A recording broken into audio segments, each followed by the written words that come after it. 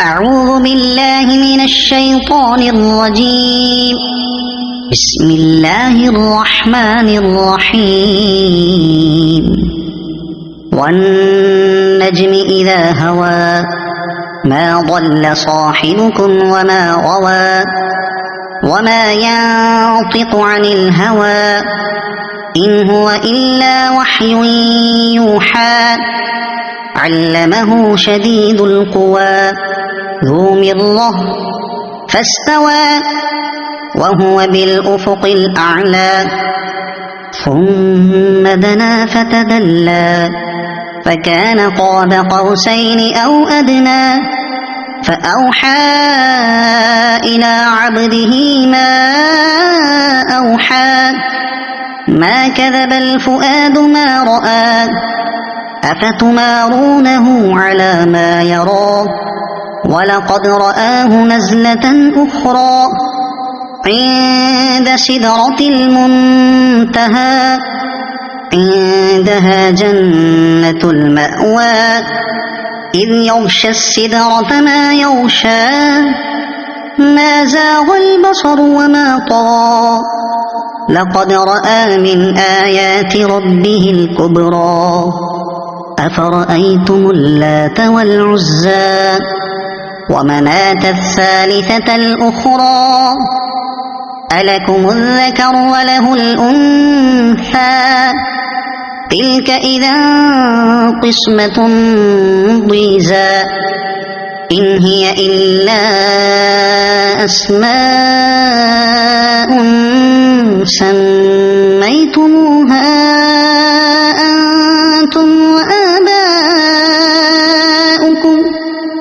أنتم وآباؤكم ما أنزل الله بها من سلطان إن يتبعون إلا الظن وما تهوى الأنفس ولقد جاءهم من ربهم الهدى أم للإنسان ما تمنى فلله الآخرة والأولى وكم من ملك في السماوات لا تغني شفاعتهم شيئا إلا من بعد أن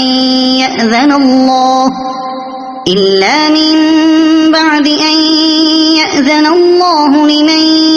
يشاء ويرضى إن الذين لا يؤمنون بالآخرة ليسمون الملائكة تسمية الأنثى وما لهم به من علم إن يتبعون إلا الظن وإن الظن لا يغني من الحق شيئا فأعرض عمن تولى عن ذكرنا ولم يرد إلا الحياة الدنيا ذلك مبلغهم من العلم إن ربك هو أعلم بمن ضل عن سبيله وهو أعلم بمن اهتدى ولله ما في السماوات وما في الأرض ليجزي الذين أساءوا بما عملوا ويجزي الذين أحسنوا بالحسنى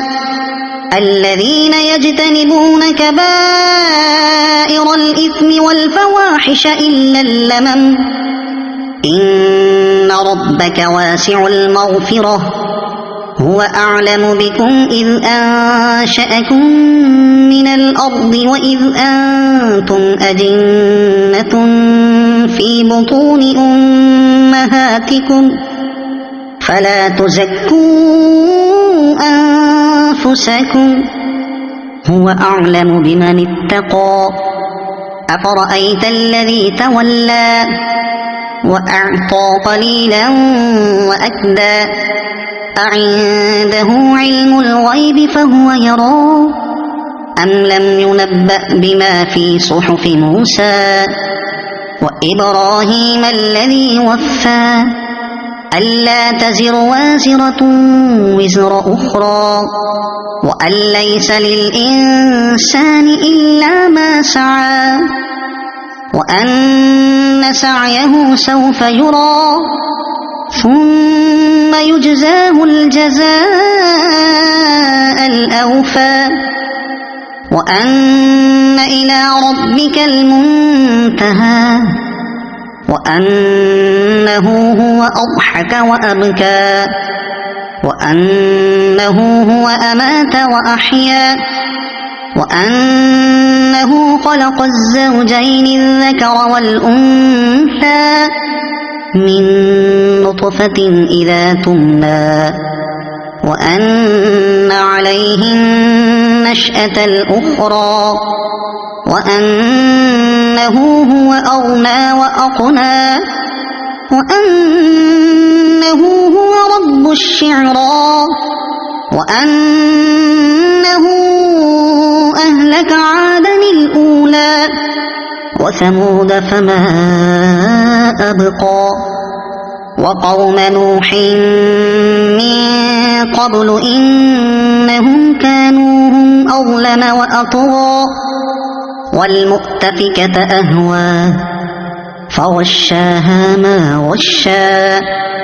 فبأي آلاء ربك تتمارى هذا نذير من النذر الأولى أزفت الآزفة ليس لها من دون الله كاشفة أفمن هذا الحديث تعجبون وتضحكون ولا تبكون وأنتم سامدون فاسجدوا لله واعبدوا صدق الله العظيم.